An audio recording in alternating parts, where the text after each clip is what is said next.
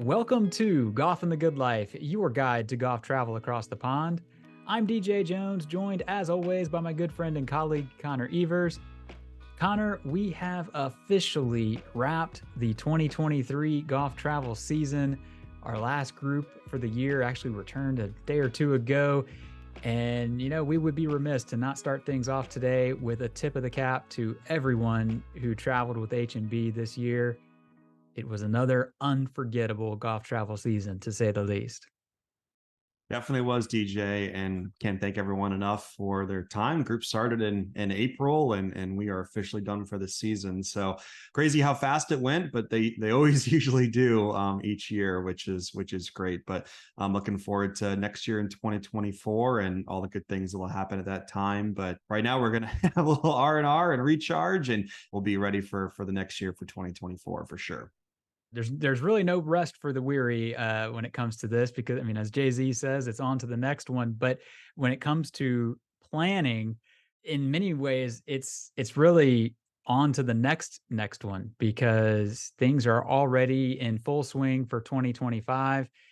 So if you are planning to play the old course at St. Andrews or any of the other marquee courses across the pond, now is the time to get moving on it. But first up, today's episode is going to focus on 10 golf travel mistakes that you should avoid during your next trip. And this is a little bit of a spin-off from our last episode where we talked about flight tips because, Connor and I, we got talking about, some of the mistakes that you make when choosing a flight. And it got us thinking about other mistakes that are tied to other things throughout the trip that should also be avoided. We've actually covered these in depth on a guide on our website. We'll link to that in the show notes.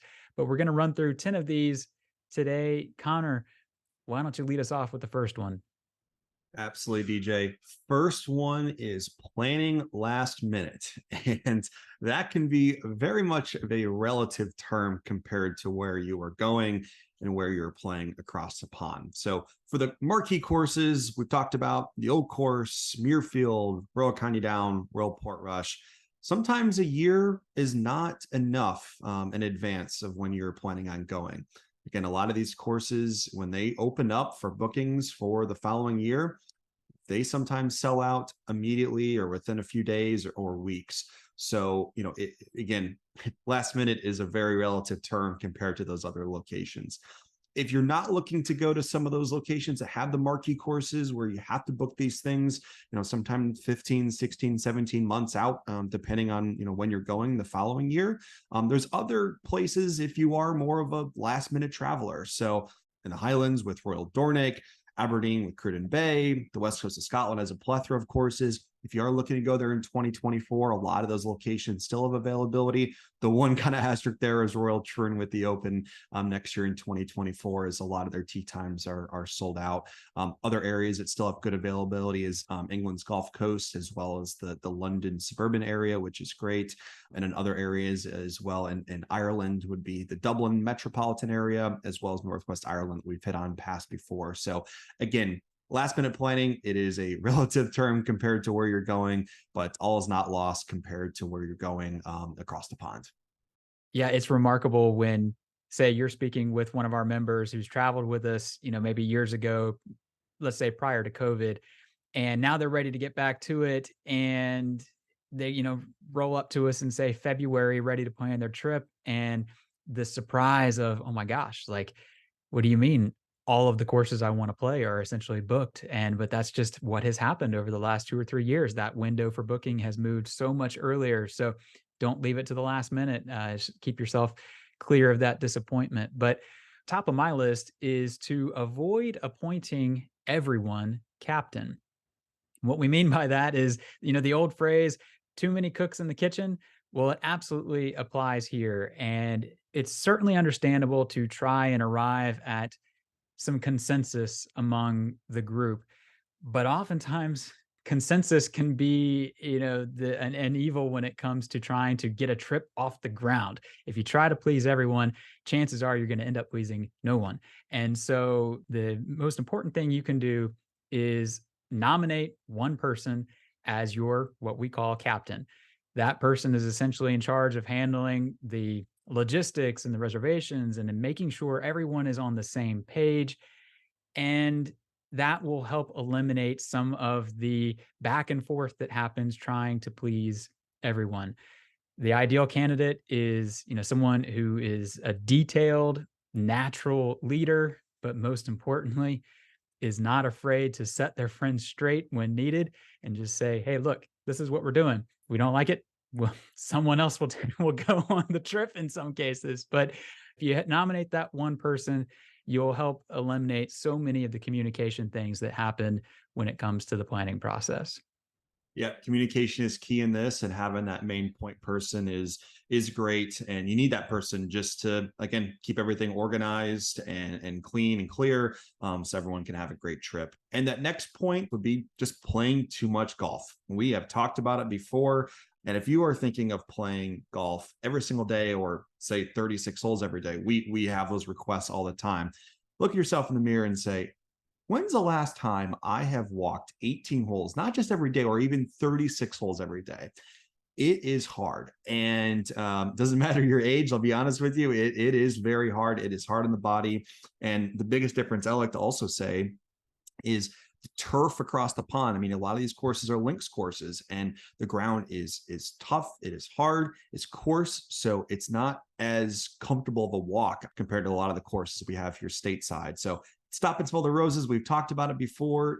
Really, really kind of have that itinerary where you have a good balance between golf. Obviously, you're going for the golf, but have that good balance of being able to hang out with your group, go to the pubs, go to the breweries, go to the distilleries, do some walking tours. You don't want to just come back and, have this list of great golf courses you played. We all want to play them and have that list of, all the places we played, but you also want to see and experience the country and experience it with some locals, etc. So don't play as much golf as you humanly possibly can, and have that itinerary where you're always go, go, go, go, go. You want this to be vacation, not work. I've said that multiple times. Can't reiterate it enough. And also mention on a lot of our post expedition surveys, when they come back and say, what would you have changed? Almost all the time, they answer that question with either I packed too much, which we'll get into, or we kind of had too much golf, or wanted a day off in the middle, or what have you. Would have rather done that. And almost all the time, that question's answered that way. So playing too much golf would be one of those mistakes, DJ. Well, you really just kind of hit the nail on the head in the very beginning. I mean, it's easy in the planning process to look at this through rose-colored glasses and think, "Oh, well, we're there for 6 days, so we're gonna play 6 rounds of golf. Maybe we'll squeeze in 36 holes." But look, I haven't played 36 holes since college, and I have no desire to start back with that anytime soon. So it's really just about being realistic with yourself and, setting yourself up for success, because you don't want to be on that last day of the trip just completely broken down and worn out and needing a massage and having missed out on everything off the golf course, like you said. So speaking of off the golf course, my next one is to avoid winging it when it comes to dinners. Look, the last thing anyone wants to do after a long day on the golf course is to stand around asking each other, "Well, what do you feel like for dinner? I don't know. What do you feel like for dinner?" Like, nobody wants to do that. Have at least a semblance of a plan in place. Make a few restaurant reservations so that you've at least eliminated that stress for a handful of nights. You've got to know that that most of the restaurants overseas are considerably smaller than they are over here, especially if you're going to be if you're a group of say 8 or more. You're not going to be able to just walk up to these places. Any place that's worth their salt is going to require booking in advance. So take that step, put a couple reservations on the books, and you at least eliminated it for a couple nights. And then, leave yourself some leeway for a couple other nights where maybe you roll to a pub or you have some fish and chips or whatever. But if you're going to be just wandering the streets looking for a place to eat after a round of golf, 8 people, 8 o'clock in St. Andrews, good luck to you. So get with the concierge if you're traveling with us, or do your research and put a couple things on the books, and it will make some much smoother and more enjoyable evenings when all is said and done. Great advice, DJ. And it goes really back to communication. And I like to say, for groups, before you depart, communicate with everyone and see what everyone wants to do. And if you're more flexible, maybe do something where, have a dinner on that first night, with the whole group. The last night, do a nice dinner as well, and maybe one in between. And if you're okay with it, you can sometimes do pub food in between where it's a little bit more flexible if you're coming off the golf course at night and, don't want, wanting a sit down meal or anything like that. But you really have to communicate with the group what everyone wants and needs are. And again, having that great group captain is essential for dinners and multitude of other options when setting up a trip like this. My next point is skipping the caddies. This is a mistake in our point because the experience with having caddies is amazing. Yes, it's an additional cost, and we kind of recommend to our groups, 100 pounds or euros per person per round of golf. So, if you're playing 6 to 8 rounds of golf, yeah, it can add up. With tip and everything, it can be sometimes between 700 and 1,000, extra dollars on your trip. But just something we need to budget for and consider. But I would say for groups that definitely have those caddies, it's an additional person to help you, throughout your round. Stories that DJ and I have had. We've had a past podcast specifically on caddies and the experiences we both had and some of our groups have had. It is amazing. And, they're not just there to help you through your golf game, to save a couple shots, find your golf balls. It's really just about the stories and the experiences. And they are just very funny individuals and have just great stories. So some of my favorite memories aren't just, like I said, just playing the golf courses, but having those experiences with the caddies and learning more about them and their families. And a lot of times they've been caddying there for multiple years. And a lot of times they're also members at the club. So they have that, that also local knowledge of the course and where to hit it and where not to, and the breaks of the greens and such. So it's great. But like I said, it's an additional cost, but something you should consider. And a lot of our groups that decide to have them for their whole, rounds of golf throughout Scotland or Ireland or England or wherever they're at, definitely do not regret the decision once they're back home. Yeah, we had an entire episode talking about price. And one of the things that we touched on in that episode was the difference between price and value.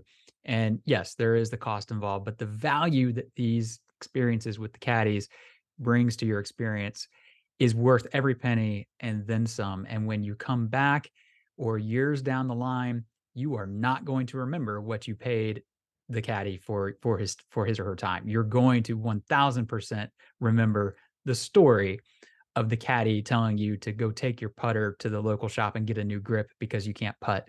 You know, all of those things, they add up so much over time. So don't shortchange yourself. Spend the time with the caddies. If you're playing an arrival day round, at a second course, as we call it somewhere, okay, maybe that's the round that you decide to take a push cart or a trolley, I should say, and and just enjoy the walk by yourself. But yeah, don't miss it is really what it comes down to. And my next one goes back to the very last episode, and that is avoid choosing the wrong flight. And of course, this is a little bit of a coin toss. A lot of it is out of your control, but it's essentially it comes down to making some smart choices when it comes to the selection of your flight. All that matters is that you and your luggage and your golf clubs arrive on day one as scheduled. If it means choosing an itinerary that you otherwise wouldn't, because maybe it's not your preferred carrier or you don't have status with that carrier, go with the one that's going to increase the odds. The little bit of savings from the one flight or your extra air miles or whatever, it's going to mean nothing if it ends up costing you your first round of golf. So choose wisely when it comes to your flight. And again, we covered all of the tips on how to do so and some ways to make sure that you and your bags arrive on time in the very last episode. Great advice, TJ. And as you said, even if you don't have status or anything or not your preferred airline, being there on time when the rest of your group members is imperative to get your trip off to a good start. And my next mistake on the list would be too many hotel changes. And a lot of the great clubs and courses across the pond in the UK and Ireland, they are spread across every corner of both countries and in different regions. And there's a reason why we recommend our groups just going to one or two regions. And the reason why is to just not have too many hotel jumps and also to have limited drive times as well. So, for example, if you're thinking about going to Ireland and you're looking at all the top rankings and you want to play Royal Portrush, Royal County Down, Portmarnock, Lahinch, Ballybunion, and Old Head, that is a crazy trip. And that is a lot of driving. And you're going to be in multiple hotels. And again, it is relative.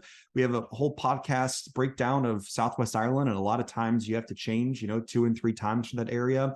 And if you're going to England's Gulf Coast, you're only in usually one hotel for the whole trip. So it is a little bit relative compared to where you're going, but it's just inevitable sometimes of needing that. But really just focus on a couple regions, one or two. If you're maybe in the Fife area in Edinburgh, then it's 2 hotel jumps, which is really nice. And those other regions, stick them for another trip, because DJ said in a couple podcasts ago, links golf is addicting. And you may think, oh, this is the only trip we're going to go over and we need to go all over and play. Just not the case. Go to one or two regions and keep the rest for another trip. 100%. I mean, between this one and the playing too much golf, we really could have just condensed it to one mistake, and that's doing too much. It's like you said, it's easy to think, oh, I'm here 10 days. I gotta see and do it all. Well, again, good luck to you, because it's across every corner of the country, like you said. And unless you plan on just basically living in your suitcase and in whatever your vehicle is, you're gonna miss, so much in between. So avoid doing too much, and you'll come out ahead in the end. My next one is to avoid inviting that guy. And look, we all know that guy. He's the guy that somehow squeezes into your foursome all the time. And you don't really know how he gets there, but you don't particularly enjoy playing golf with him. And when he shows up to the club, it kind of drains a little bit of the life out of the grill room. Well, make no mistake, he'll do the same to your trip. I mean, imagine traveling with that guy. And then plus, if you're trying to recruit other people to go on the trip, you're going to have a whole lot better chance of getting others involved if he's not around than you will the other way. And some of this is a little harsh, but we've all been there when it comes to planning one of these trips. And so, for the sake of everyone involved, just make sure their invitation is kind of lost in the mail. If you are trying to fill a trip, maybe you're a person or two short and you're trying to get a couple more spots. Listen, it is better to scale back how many people are going than to reach out to someone who may not be a good fit for the overall group. And as a result, kind of drains some of the camaraderie and the experience out of it for everyone else who's involved. Our next point is packing poorly. And we have a whole podcast again on packing and pros and cons and what to pack and what have you. But the biggest mistake is to be reliant on checked luggage. And a lot of times, stuff happens and sometimes your luggage can be lost. And if you pack everything, all of your items in a checked bag, and that does not show up, you could be in a world of hurt for that first couple days, if you will, if you don't have any other things. So obviously, if you're going for a week, you're going to need to check luggage. So put all of your belongings that you're going to bring on this trip, put them all out and bring a carry-on as well as a checked bag. Put some of your items in both, where you're going to have enough clothes on that check and that carry-on that'll get you for a few days, or what have you, on the golf course, touring, at night, etc. So just be a defensive packer, like we like to say. Prepare yourself for the worst, if you will, of when it comes to this. So, and that carry-on, pack a day or two of clothes, like I said, a sleeve of golf balls, an extra golf glove, a pair of golf shoes, pair of walking shoes, stuff like that. So you're prepared just in case that happens. So just be a very defensive packer. We've talked about it before too, but Apple AirTags are great. I own a few of those. So just put them in your check bag and your golf clubs and your carry-on, what have you, whatever you feel comfortable with, just so you can see exactly where your bags are at and located. I talked a story about it on the packing one, but last fall, we had a gent, one of the airlines misplaced his luggage in London Heathrow, and the airline said, we have no clue where it's at. We think it's still in the States. His Apple AirTag located it at a warehouse outside of London Heathrow and was able to show them the location. And due to having the AirTag, he got his luggage back a little bit quicker than what probably he would have. So definitely have an Apple AirTag for your travels across the pond, but just be as defensive you can and pack for the worst, and you'll be successful.